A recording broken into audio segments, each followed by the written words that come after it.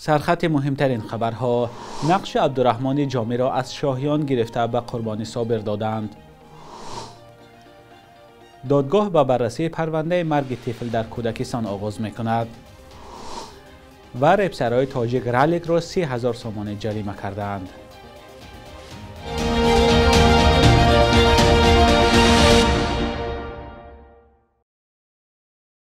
سلام بینندگان عزیز، تازه ترین خبرهای تاجیکستان و جهان را از استودیوی دوشنبگی رادیوی آزادی تقدیمتان میکنیم. امروز 27 آگوست سال 2025 است.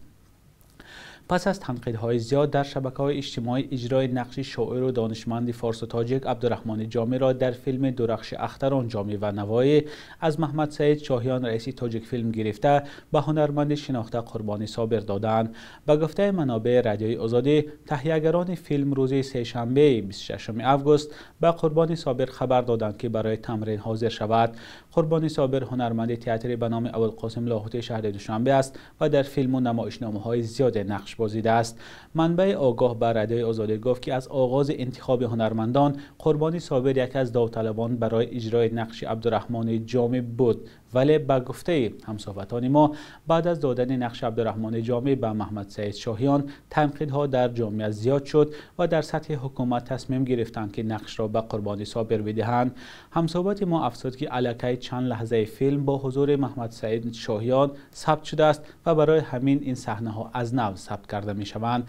محمد سعید شاهیان رئیس اداره تاجیک فیلم روز 25 آگوست در صحبت با رادیوی آزادی نخواست که در این باره صحبت کند.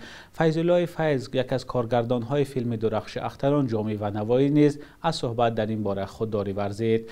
تصمیمی به محمد سعید شاهیان رئیس اداره تاجیک فیلم دادن نقش عبدالرحمن جامی در فیلم درخش اختران جامی و نوایی در شبکه‌های اجتماعی بحث برانگیخت. فیلم درخش اختران از طرف هنرمندان تاجیکستان و ازبکستان ثبت می شود و درباره دوستی عبدالرحمن جامی با شاعر ازبک علیشیر نوایی است. ثبت فیلم مذکور روز 1 آگوست امسال آغاز شده بود.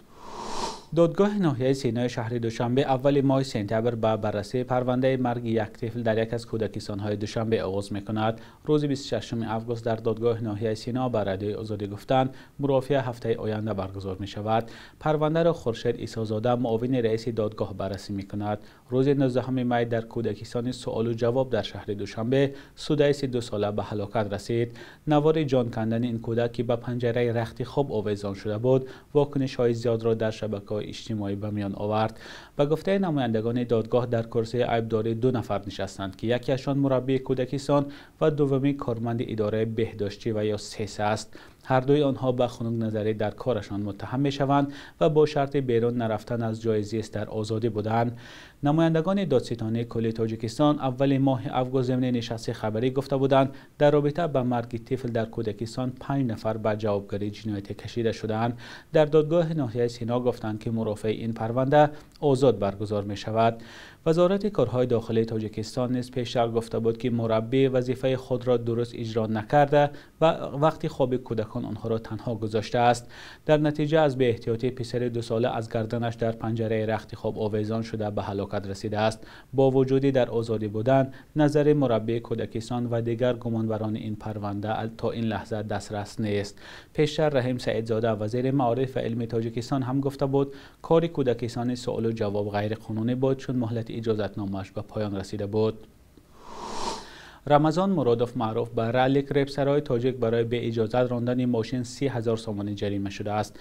ریاست کارهای داخلی دوشنبه 26 آگوست خبر داد که این جوان 27 ساله قبلا با قرار دادگاه 5 سال از حق راندن ماشین محروم شده بود. سبب اداره نقلیات در حالت مستی بوده است، ولی به اطلاع پلیس دوشنبه رمضان مرادوف قرار دادگاه را صرف نظر کرده باز هم در حالت سرخوشی و بعد استعمال واسطه نشأه‌دار سر چنبر ماشین نشسته است.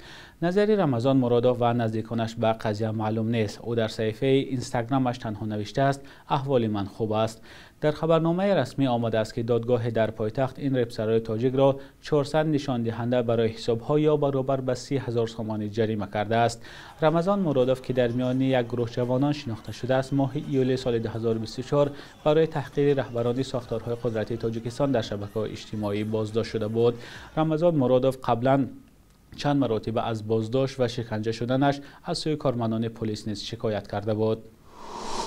هواشناسان تاجیک میگویند که احتمال تا 2 روز دیگر هوای تاجیکستان سخت غبارآلود شود و از این رو آنهایی که بیماری راههای نفس یا حساسیت دارند ضرور است که کمتر به بیرون برآیند. اداره هواشناسی روز 25 آگوست گفت که روزهای 26 و 27 آگوست در شهر و ناحیه‌های ولایت ختلان، ناحیه‌های تابع جمهوری و شهر دوشنبه با سبب خاکبارش سطح آلودگی هوای کشور بسیار بلند خواهد شد.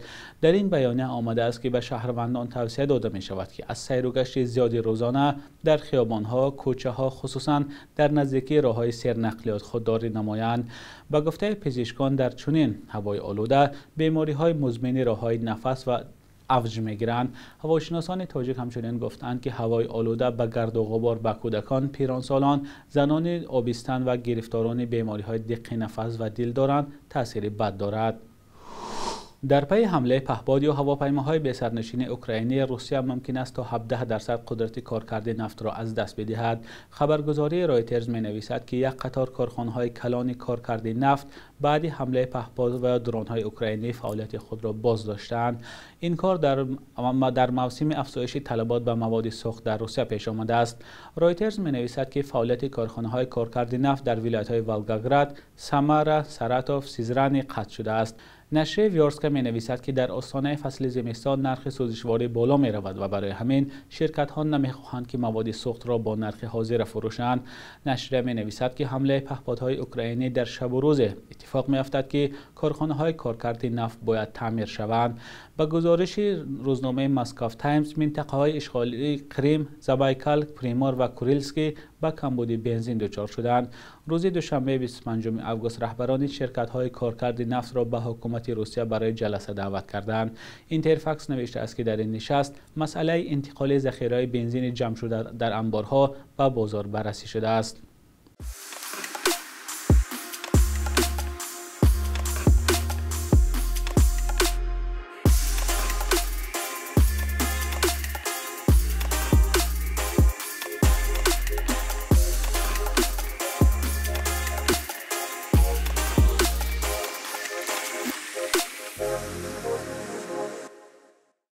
ستاد کلی ارتش اوکراین تصدیق کرده است که درگیری ارتش این کشور با نیروهای روسیه در ولایت دنیپروپتروفسک ادامه دارد.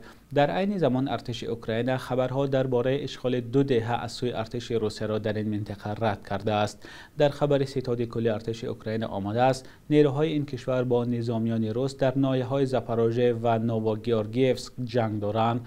این دو ناحیه در غرب ولایت دنیپروپتروفسک و در مرز با ولایت دنیتسک جایگیر شدند. ارتش اوکراین پیشروی اشغالگران را باز داشته و نظارت دهه زاپاروژه را ادامه می‌دهد. آمده است در خبر ارتش اوکراین.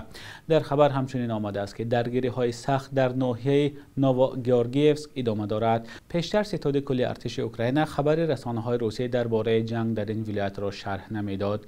لایحه مانیتورینگ اوکراینی دیپ استیت پیشتر نوشت که نیروهای روسیه چند وقت شد که در منطقه دنیپروپتروفسک جنگ دارند. وزارت دفاع روسیه از تصرف چند منطقه اهالینشین از جمله ناحیه‌های زاپاروژه و نوواگیورگیفسک خبر داده بود. سخن درباره چند دهه نچندان کلانه می‌رود. بخش یک روز تاریخ است که مهمترین تحولات تاریخی در روز 27 آگوست را فرا می‌گیرد.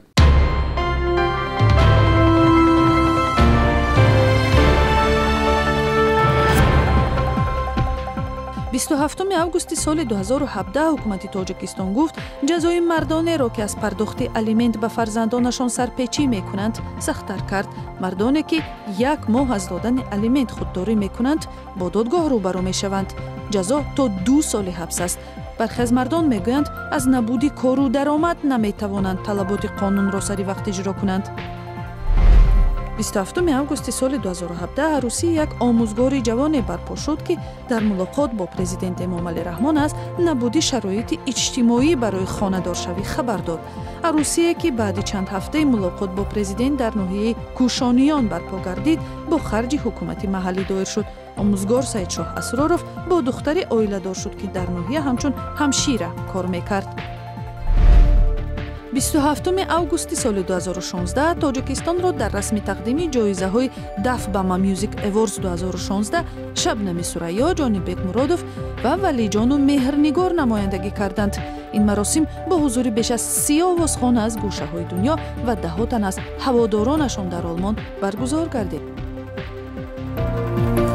شبانه روز اخیر قرب روبل روسیه و هم دلار آمریکایی در برابر اسعار ملی سامانی تقریباً بی تغییر بود. صبح امروز در بانک تجارتی تاجیکستان 1000 روبل روسیه به 117 سامانی برابر است 100 دلار آمریکایی باشد تا 955 سامانی ارزش دارد.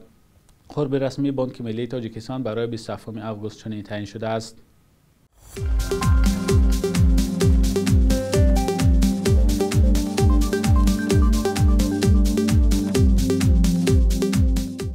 بینندگان عزیز، تشکر که تا آخر برنامه ما را همراهی کردید. برایتان روزی خوش تمنا داریم.